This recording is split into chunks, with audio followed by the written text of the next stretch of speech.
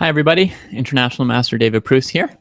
And we're going to be doing the 5th video in my series on reserves in attack and defense. I'm not going to be recapping the previous ones. So if you don't know what a reserve is, if you don't know what attacking and defending are in chess, please just go back and watch those videos first and then, come on over to this one. I had been looking for some time for a really good model game for the defender, bringing reserve defenders to protect themselves and save themselves from an attack. But it was a lot harder for me to find good examples of the defender using reserves than of the attacker using reserves. I just, for whatever reason, I find and gravitate to the games where the attacker, sacks something and then brings in the next piece and everything goes great. But I found a very good one, so I decided to extend the series with another video. And here we go. Let's have a look at this game here. White has just played e5. So we're coming out of the opening and heading into the middle game here. And before we make any moves, as white or as black in a position like this, it's good to have a sense of what the possible plans are and what the strategic strengths and weaknesses of both sides are. And in particular, what does this move e5 do? The move e5 has two possible purposes.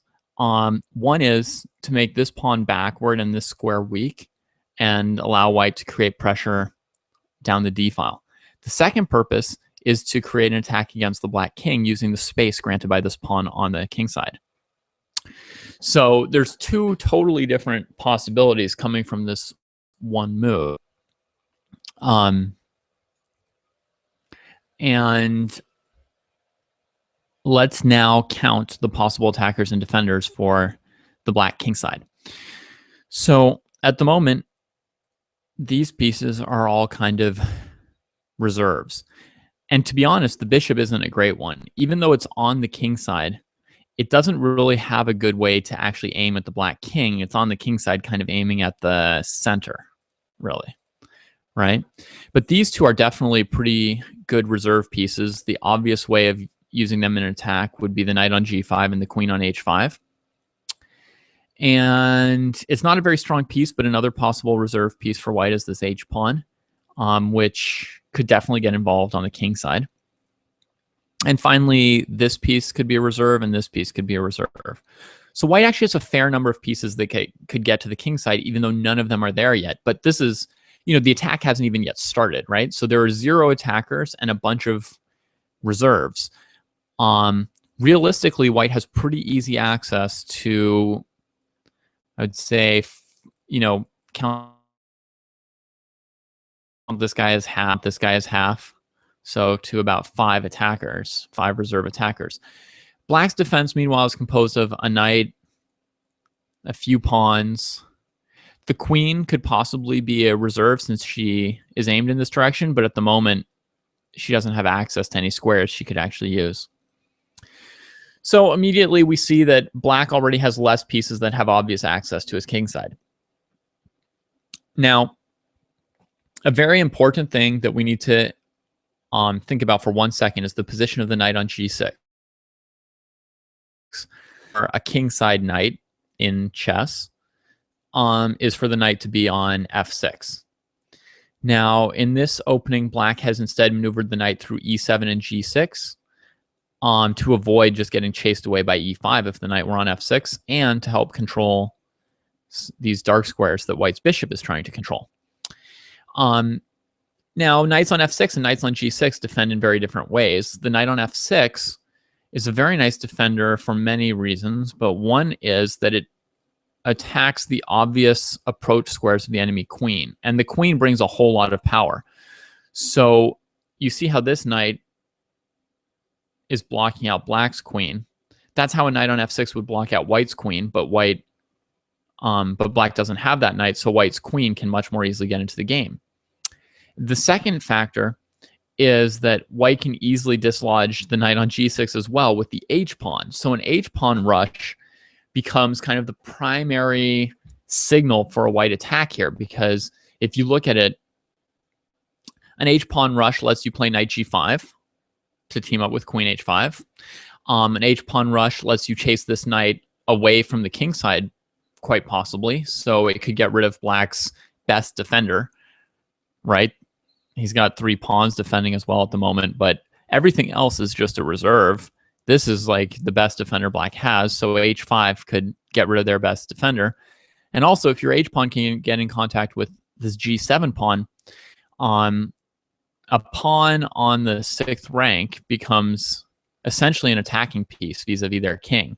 So getting up to h6, you can either destroy their pawn structure or actually use this pawn as an attacker, weaken black's dark squares. There's a whole bunch of good things that can happen with it. So that's what white is most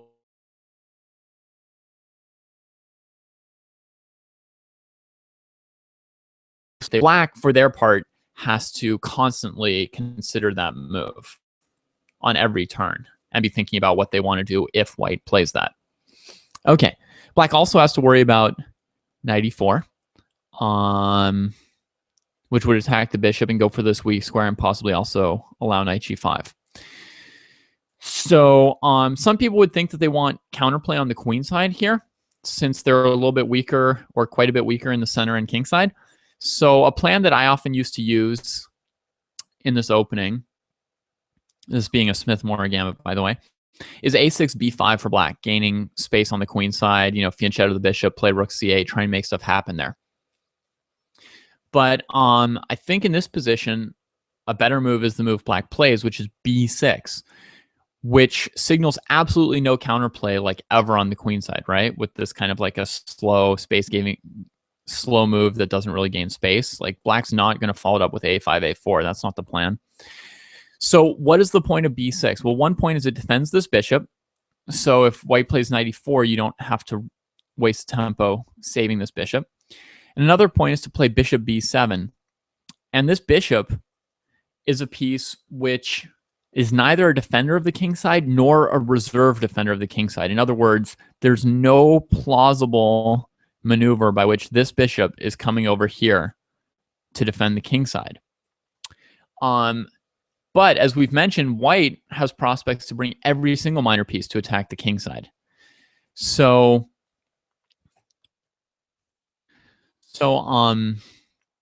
black's likely to be behind unless he's able to do something with these pieces, right?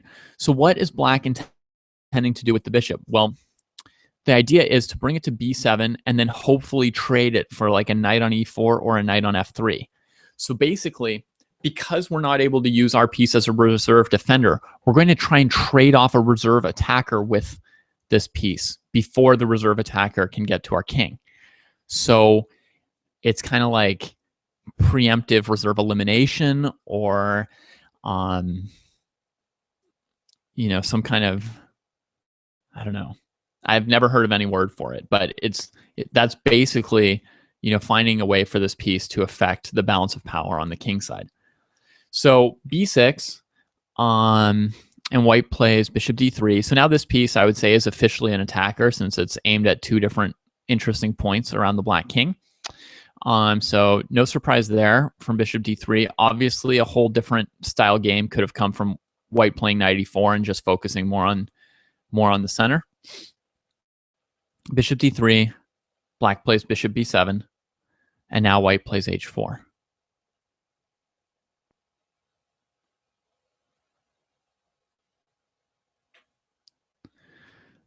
All right, so that signals that white's ready to start attacking.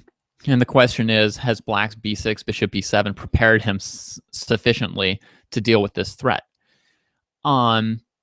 What are the different options for black at this point for dealing with white's attack? This would be like a really good place for you to, kind of stop and think about it a little bit for yourself, right? Just listing in your head what some options are for black for dealing with h5, right? Like, for example, if white plays h5, do you know if you want to bring your knight to h8 or e7? Or do you know if you need to prevent h5? Do you have a counterattack that can distract from what white's doing? Try and make like a real list for yourself of your options. And let's see what you come up with. Now I'm going to go through some of those options and give you my comments. So if you wanted to think about it more, pause or something. Here's a weird option. You could try to counterattack the e5 pawn, saying, yeah, play h5, I'll take this pawn. But is there anything about this move that's uncomfortable or that makes you not feel great about it? There should be. It moves the queen further away from the king side, actually, right? The queen gives up her control over these squares. And I think that this move is probably not good, basically just for that reason. I mean, for one thing, white can defend this pawn. I remember that there's this like tactic that white cannot win the pawn on d7 because of this trick. But if I were white here, I would be going for something more ambitious than trying to trade off this bishop and win this pawn. So what you'd be looking at here is either queen e2 or rook e1 for white, probably, right? And since I really want to play queen h5, I would think rook e1. The other thing you can always think of for white is, encouraging your opponent to play this move if you have a way to then win the piece because of the pin. But here you probably don't, since black has d6 and f6 to defend the knight. So I'd imagine we play something like rook to e1. And now if black wants to put extra pressure here, the only way to do it is with the move f6. And now I imagine white would trade and take because now this pawn's hanging.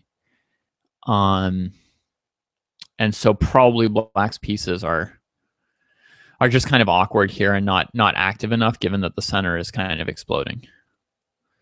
So for example, rook here, white might even be able to sack this bishop and play f7, get a new queen. So I'm pretty sure that's going to lose for black. So I don't like queen b8. Feels very, very, very risky. Let's see. Other options. Going to h8 is a very bad idea. The knight doesn't really contribute very well in this position if you play your knight back here. So if you did something like, I don't know, knight b4 attacking these things, and then h5, and then knight h8, I would guess that this position is not good for black with the knight here. Seems like a clearly suboptimal placement of that piece to me. Another option is to try and prevent h5 by white by playing it yourself. But did you consider how you're going to answer the threat of queen to h5? Yeah, you have to look at that very carefully before you play a move like h5, that you have some good defense to this. But as far as I can tell, there's nothing really good to be done by black here in the face of the white queen coming to h5. Looks pretty terrible. So h5, often a very risky move to make when you're trying to stop their attack. I mean, you can always consider it, because if you could play g6 as well, sometimes you can set up a blockade, but you also have to realize that anytime you move a pawn on the king side as the defender, you're creating weaknesses, so it has to be done very carefully. All right, a more interesting idea of where to put the knight would be f8 to defend it against this weak square. So you could play rook to e8, h5, knight f8. This is a better defensive square than h8 or e7, which I just passed over. Sorry. e7 is just a bad square as well, though, in general, because that's a square that these two pieces could have used to get to the king side, and it temporarily blocks your queen. So knight f8 is actually a much nicer square. It defends this quite well, right? So if white plays queen c2 or b1 or something like that, you don't have to make a weakness. You don't have to play g6 or h6 because you're already covered. So this is a decent defensive move. My concern here would be that white's, instead of attacking h7, going to attack on the dark squares. So something like this, h6, g6. Now notice that the knight is not that great in a position where we've forced pawns blocking all the squares the knight could get to, and have now obviously signaled that we're trying to attack on the dark squares instead of the light squares. And now follow up with something like this, this, this, this, this, or knight e7 was better than queen e7. Or just knight e4 first. And then this kind of position. Black definitely has some difficulties on the dark squares, and the knight on f8 is not amazing. So it's better than knight h8, but that to me looks very bad for black as well, actually. Quite risky. So the other option that's interesting is trying to bring a knight to f5. So you could pass through e7 on your way to f5. That was one of my ideas of like what black could maybe do with this knight, which is one of the reasons why I'm saying that it might not be good to put the g6 knight on that square. But let's just try this for a second. So preemptive knight e7, h5, knight f5. Takes, h6. It's kind of like with the knight on f8. What white is doing is they're switching to an attack that's very much based on the dark squares. So having traded a light squared bishop for a knight is pretty helpful for that. And white's got, knight d5 and bishop h4 kind of moves coming.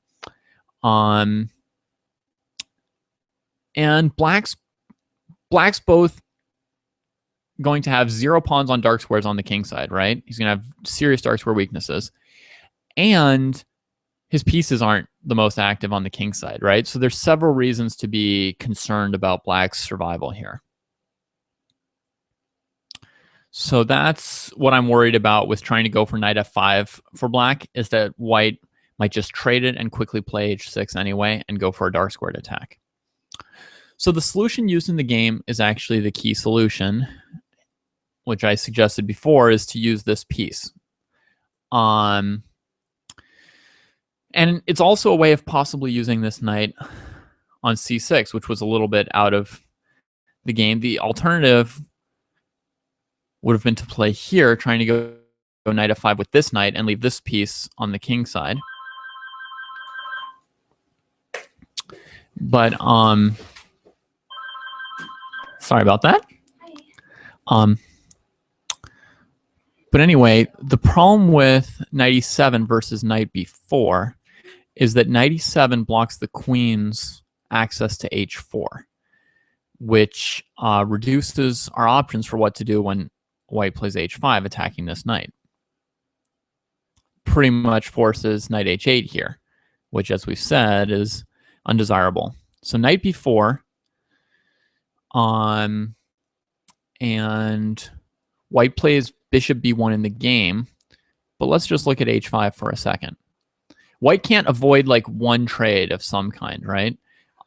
Black's either going to trade this useless piece, well, not useless, but this piece that can't get involved on the king side for this reserve, or he's going to trade this piece for this attacker. So neither of these pieces looks like it can defend the king side, but what they're trying to do is try and trade off some of white's attackers before those attackers can get to black's king. So if h5 were played, again, black doesn't want to play knight h8 or knight e7. And the whole tactical point of black's move order has been to take on f3 in order to get access to h4 for the knight. And now you see why the queen needs to be sort of reinforcing the king side as a reserve defender. It allows us to do this maneuver with the knight. And now the white queen is attacked. If the queen goes to g4, she's leaving this piece undefended. But it's possible. White can trade here, but now the black queen is definitely able to defend the kingside area. And we see that now white's basically attacking with these two pieces against this one piece. So it's not a huge, overwhelming advantage in terms of like attacker number. I mean, playable for white, but not overwhelming as of yet there. The main line that I'd calculated here would have been queen e4, threatening here and keeping this piece defended. And then black transfers the knight to f5 successfully through here without so far having given white a good chance to play h6. and having traded off one of white's reserve attackers. So now this knight kind of blocks this diagonal. It sort of threatens to take here when this isn't checkmate. And white can still play the move h6, actually, because of knight takes checkmate. So again, black could weaken their king side, but this time it's black who's traded a light squared bishop for a knight. So it's black who actually has all the pieces left that can help them and actually black seems to have perfectly good defensive chances here. For example, now the threat is knight takes g3, so if the bishop moves, queen h4, and black brings in another reserve defender to the king side, and you see that black has a very reasonable number of defenders to attackers in this variation. So that was kind of like another very, very critical variation that could have come up would have been h5 for white. And you can see how all black's moves sort of play together actually to get their pieces into defensive position on the king side. So let's go with the move in the game, bishop to b1. This move does not lose the pawn on h4, but you'll see black does hasten to trade off that reserve defender immediately. And now the reason you can't play knight h4 here is that if white hasn't played h5 themselves yet, they can play queen h5. So you have knight g6 here, so maybe check here, and take. With probably a somewhat promising attack for white, since it looks like they're boxing the black queen out from being a defender. They've got two of their attackers into position and the knight coming. Maybe with bishop e7, black can still put up a decent defense. Yeah, that keeps their queen on the king side. That's acceptable. That's acceptable.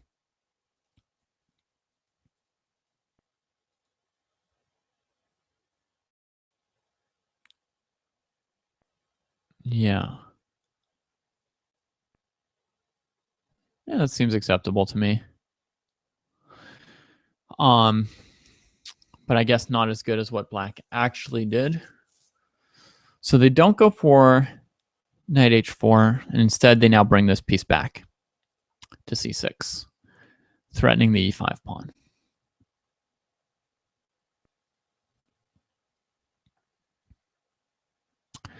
So still, if white plays h5, black has access to h4.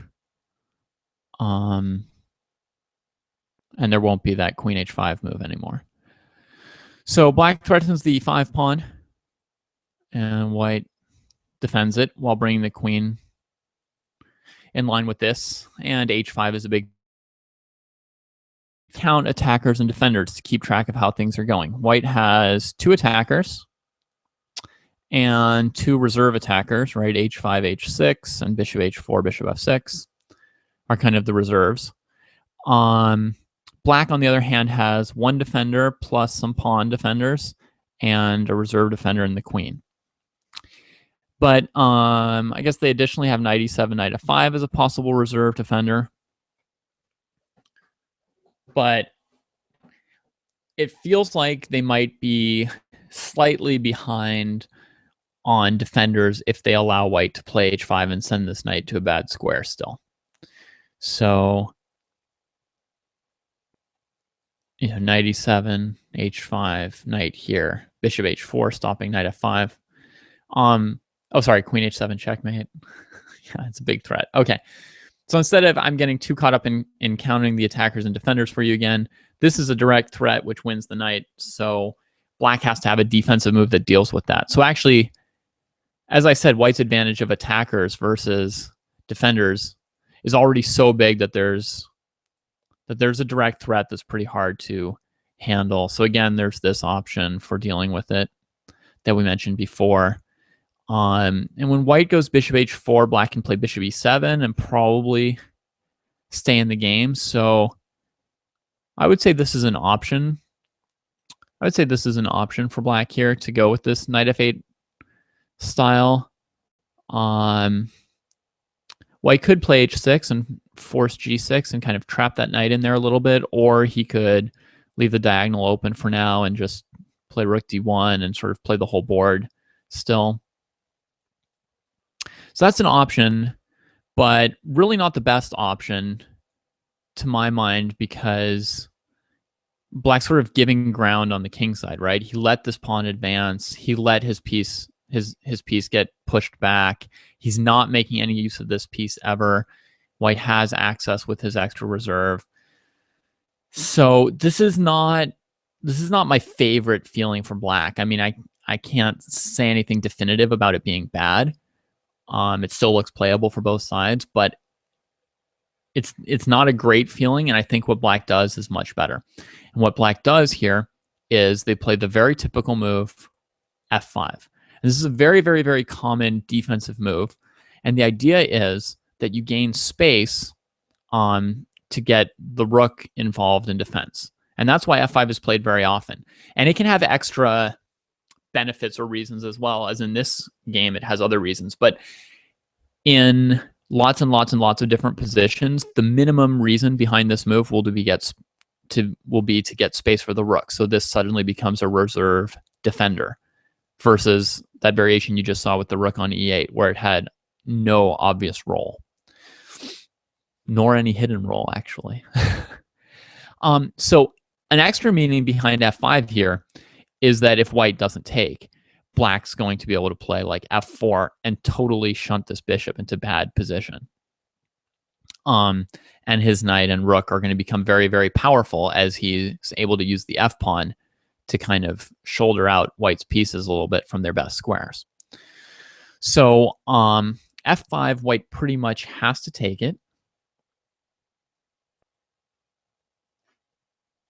And they do, renewing the threat of h5. So this has to be carefully calculated by Black, right? For example, if the plan was to now play queen f6, h5,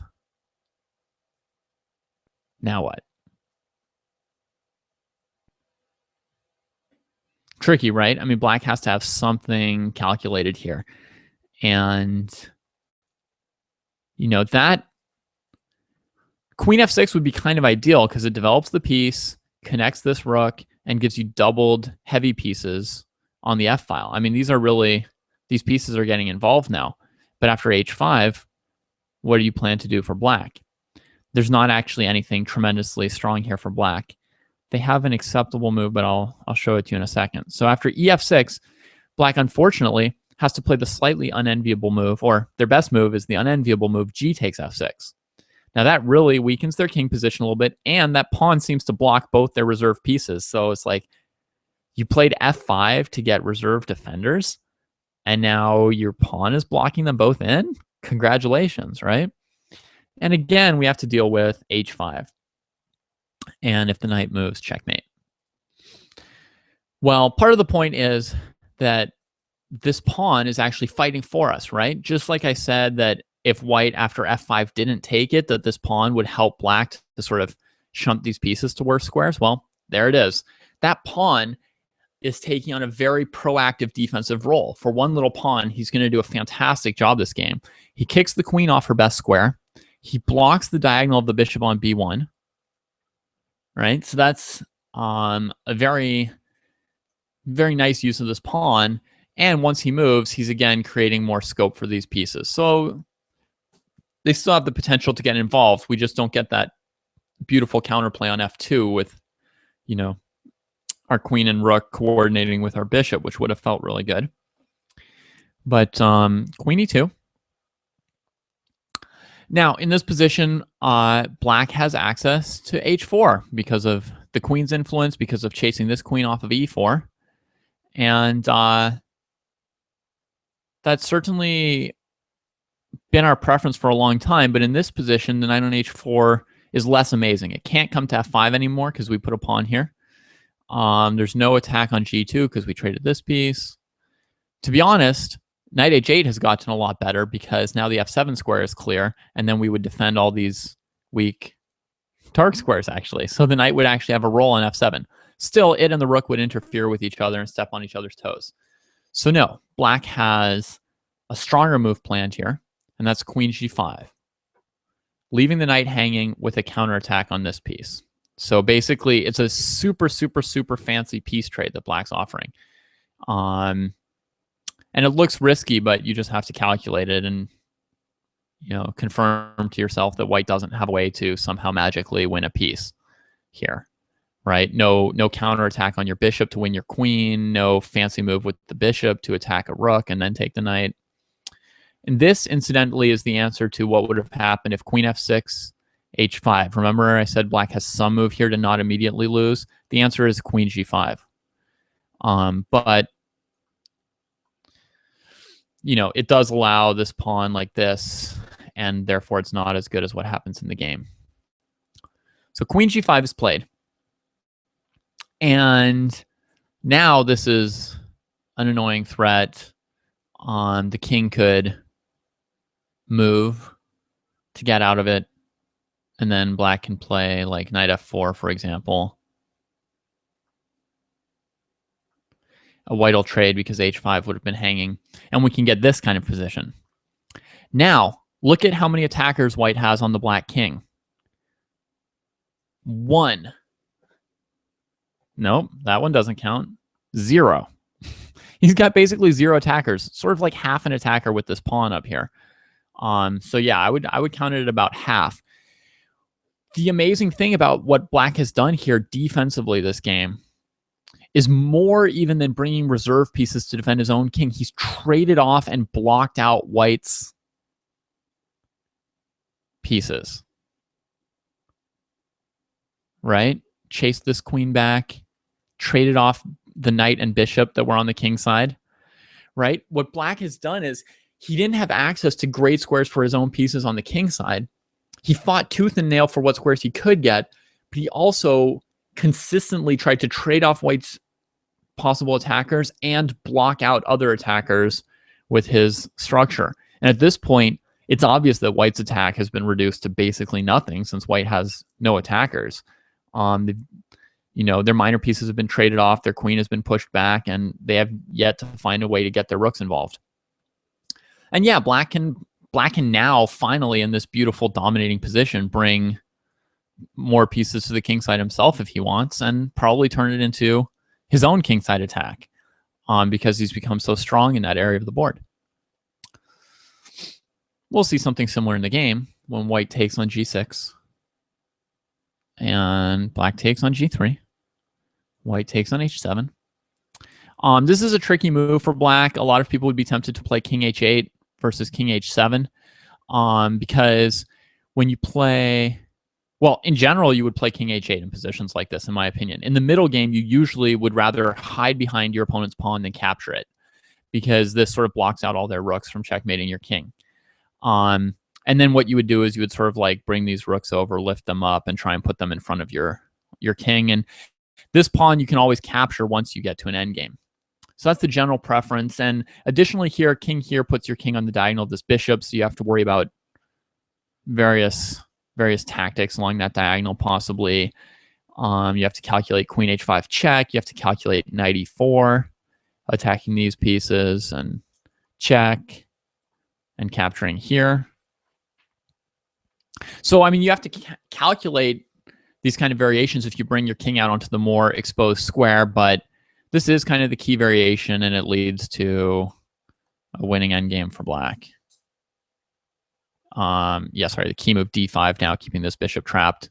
This endgame's like so beautifully overwhelming for Black. Who's going to put a knight on d4, almost trap these pieces. And, the e-pawn's a strong pass pawn when you choose to push it, and your rook can get in on one of these files. So yeah, you have to calculate that variation, but you can see that it's completely winning. And the best move is actually king h7, not king h8. And the reason is just that the pawn on h7 would interfere with getting these rooks going as fast. So king h7.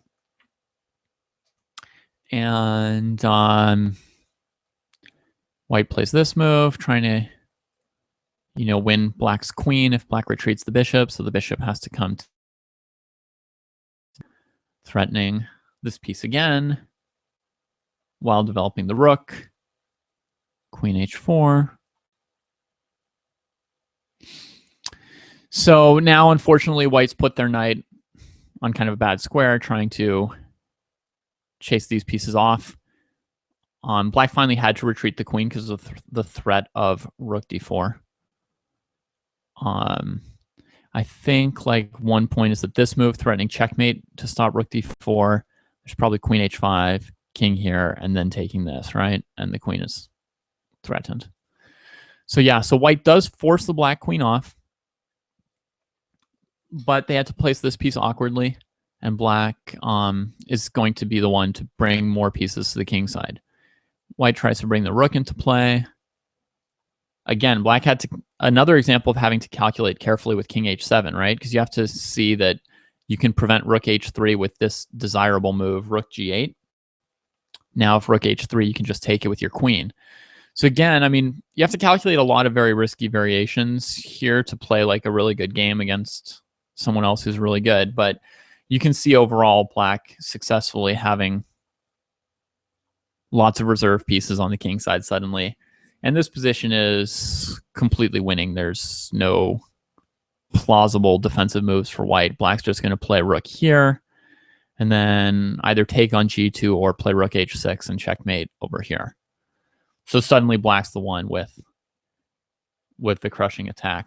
I'll just show you the last two moves of the game real quick, just so you've seen them, not because they're of any particular interest. White forces off a queen trade at the cost of a couple more pawns, and then just resigns here, down 3 pawns. And so there you have it, a very interesting new chapter in the battle of attack and defense. I want to compare and contrast two different positions for you real quick, a before and after picture, if you will. So let's say this kind of position. Look how many potential attackers white has on the king side versus how many defenders black has, right? It looks pretty scary for black, and black had to calculate some very scary variations that were a hair's breadth from winning for white. But look at that position. See the balance of attackers to defenders. Think of all of these pieces as reserve attackers, right? And black's sort of paltrier access to bringing reserves to the king side, because after all, space advantage is one of the best ways to have more reserves than your opponent, right? You shut off lines of communication, right? With all this sort of acting as a roadblock for the black pieces. And that means black has a very, very narrow lines of communication for trying to bring reserves to the king side. So it looks like white has way more plausible attacking reserves than black has defensive reserves. And compare and contrast that position with this one, right? When black has used his pawn structure to block out these pieces, gained space, brought his queen and rook in. But most importantly, what's missing from this position? The two pieces on the king side of whites that black traded off with that bishop on b7, right? So an interesting thought is that bishop for knight trade was so useful for black that maybe instead of bishop to b1, white should have tried to save the knight. Way back here, right? Knight b4 threatens your attacker. Maybe the threat to trade off your reserve is even more important than the threat to trade off your attacker. So we could consider some move for white like knight to g5 here instead of bishop to b1 as played in the game, right? Or if that move were terrible for some reason, maybe you could even consider a move like knight h2 to come to g4, just to still be on the king side. I mean, all of this has to be calculated because black can take on d3, take on h4. I mean, there's variations to any of this. And I'm sure there's some tricky variations with knight g5 as well. But it makes sense, right? When you think how this bishop blocked in the rook and this knight got traded off by the piece, which otherwise couldn't really have much impact on the game. And this knight still managed to find its way into the game when it just came back to c6. But a very prescient defensive plan for black, right? b6, preparing to try and use this bishop against white's kingside attack. And that's why it's like really good to know what your opponent's ideas are, right? If you know that their plan is h4, h5, if you're calculating every move, how do I deal with h4 without retreating my knight to h8, right? Like, what's my plan for dealing with h4 on every move? Can I counter here? Can I play knight f4 somehow, knight h4? Like, what do I have? Right? So, for example, if h4 here, the bishop's not yet on d3 attacking here. So I think Black's plan was actually maybe to bring this knight here. And then if this knight here, I might have this wrong, but again, this kind of idea, right? And bringing this piece to the king side. And if white goes bishop d3, now you can play here, here, here. And on h5, can we play this move? I didn't prepare these variations, so I'm not sure if this is right or wrong. It looks like it's slightly wrong. But anyway, on every move, to have prepared what you're going to do about h4 can allow you like an incredible prophylactic defense, like b6 with the idea of trading this bishop for this knight to defend your king, right? So really a nice move. And then also we saw a very good use of this f5 move. F5 is a very common defensive move because it does get the rook involved, but you saw in this game how it was more than that, right? Instead of immediately activating these pieces, what Black really did was he used this pawn as a shield to block off White's... Oops, sorry, wrong variation.